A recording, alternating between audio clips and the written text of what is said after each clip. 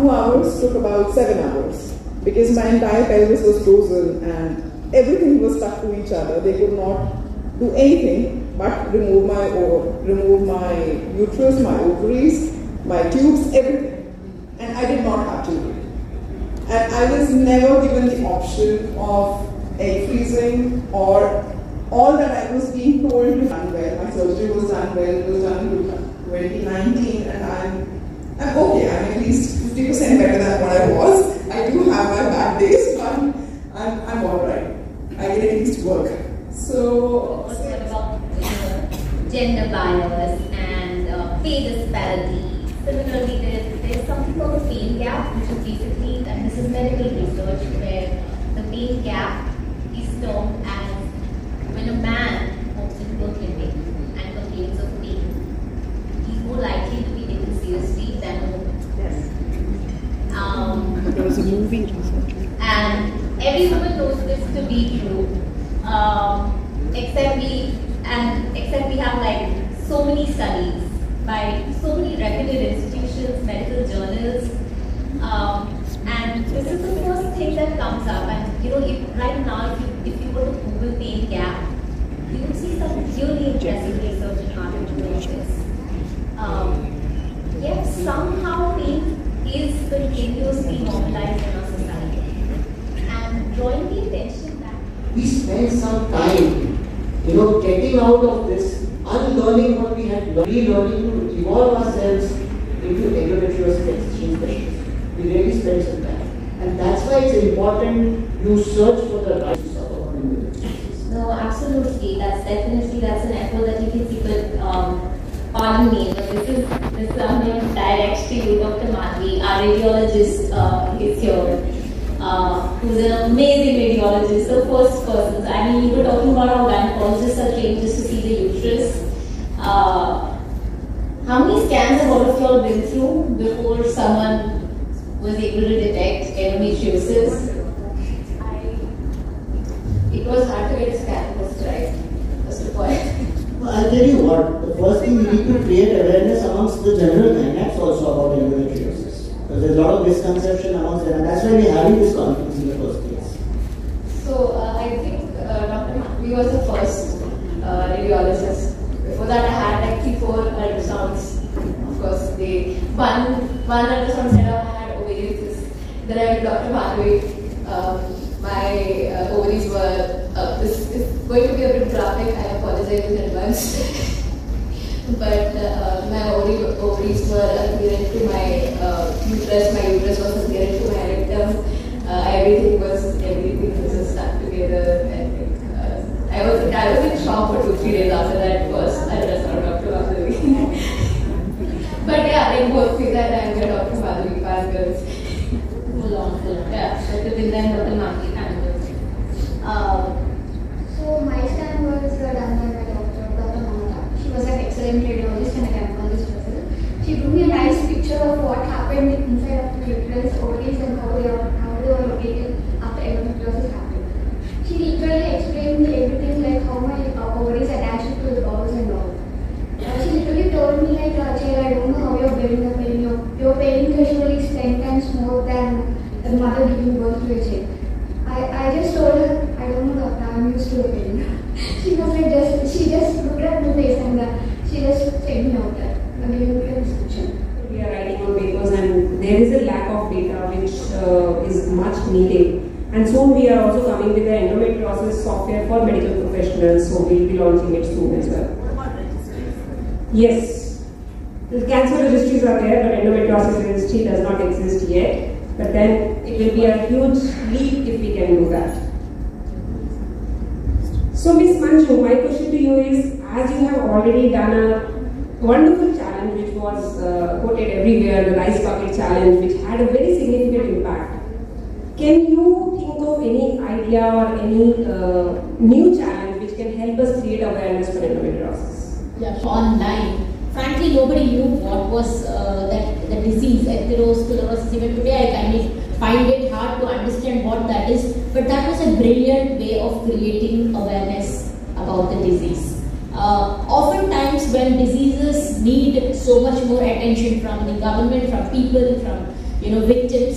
I think it's a great idea to be proactive. I think you also have a helpline, or you might be in the process of establishing one, wherein there's a line where somebody can call and tell the symptoms. I remember I did a story on this app called Arman. Arman is an app by Dr. Hyd-Part-2, and she's a gynecologist who kind of noticed that all her patients, typically government hospital patients, they kind of forget what next to do in their second or third trimester. So she kind of sat with somebody, like ma'am was saying, using IoT of things, and she created an app wherein women would just type in something and they would hear the news about in which trimester are they, what kind of things to expect. So I think those kind of proactive things would be great. And sometimes when I tell people, they kind of dismiss it, but yes, social media is a very, very important part of creating awareness. Here I would like the medical fraternity to please take inspiration from film producers, the way they market their movies. These movies are rubbish. Oftentimes they are nonsense. But the kind of, they have about 20% budget to promote the film. Forget about the research, forget about the story, nothing. 20% is allocated only for publicity. Have you seen how when recent Pathan movie came, everywhere you go, you saw it in WhatsApp, here, there. So that is the kind of this thing. Second place to take inspiration is from the spiritual gurus. I'm sure you're all watching. Everywhere you go, there is a guru. I was so surprised. I was doing a story on a spiritual guru, and I asked, could you send me photographs? And I got 10 seconds. Moved me as much when I was growing up was the fact that everyone else was fine. I was not fine. I didn't think I was fine. I used to faint out of pain, but the doctors were not ready to listen to me. So I think this has to change. This has to change. I never knew what this is about. It's just that I thought it couldn't be me. Because I thought, that what I was going through was normal. Or rather, I was told that what I was going through was normal. Turns out that I have a high pain threshold, so I just went with it for years. By the time I finally got my diagnosis, it's a pretty bad situation, right? And I think that is something I'm passionate about, is changing the narrative around pain.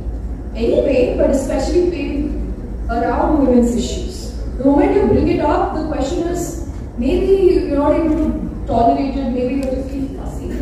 But the people who actually have endometriosis are one of the most resilient people in the world right now. So in the doctors that I went to, even raised an eyebrow when I was talking about my pain. My diagnosis would have taken half the time that it did, or maybe, just the moment it started, we would have figured it out. So those are a couple of things that I'm passionate about when we talk about endometriosis. Thank you so much for this opportunity.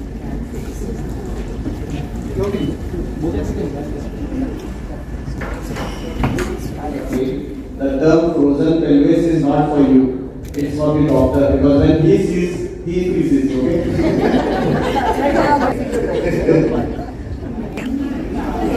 Hi, I'm Dr. Vimee. I'm the founder of Endometriosis Foundation of India and an endometriosis excision surgeon.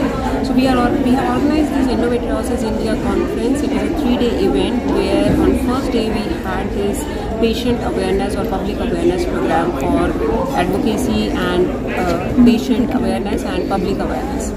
Now Saturday and Sunday on 4th and 5th of March we have a dedicated academic conference where on first day we are doing live imaging, and on second day we are also demonstrating live surgeries like how to do endometriosis surgery to help train others and bring more endometriosis surgeons into this field.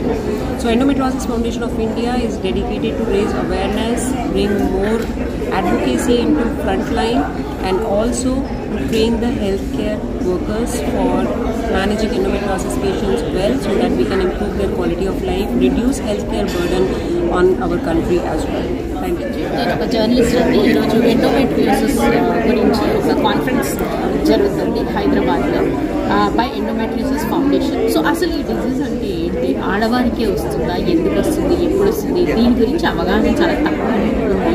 అంటే ఈ మధ్యకాలంలో మనం వేరే disease, depression అనుకోవచ్చు, cancer అనుకోవచ్చు, లేకపోతే PCOD లాంటివి గురించి కూడా, కానీ ఎండోమెట్రియోసిస్ అనేది డయాబెటీస్ కంటే కూడా చాలా దాని నంబర్ ఆఫ్ కేసెస్ కేసెస్ ఇంకా ఉన్నాయి, దీని మీద ఇంకా అవగాహన పెంచాలి అనే ఉద్దేశంతో చేశారు. సో అందులో నాట్ జస్ట్ డాక్టర్స్ కాకుండా అలాగ మీడియా పీపుల్ని కూడా పిలవటం, అంటే మేము ఎలాగ ఈ అవేర్నెస్ స్ప్రెడ్ చేయగలుగుతాము. అలాగే కొంతమంది పేషెంట్స్ అసలు వాళ్ళు ఎప్పటి నుంచి పెయిన్ అండర్గో అవుతున్నారు, దానికి ఏం చేయొచ్చు, వాళ్ళ ఓన్ ఎక్స్పీరియన్సెస్ అవన్నీ కూడా ఈరోజు తెలుసుకున్నాము.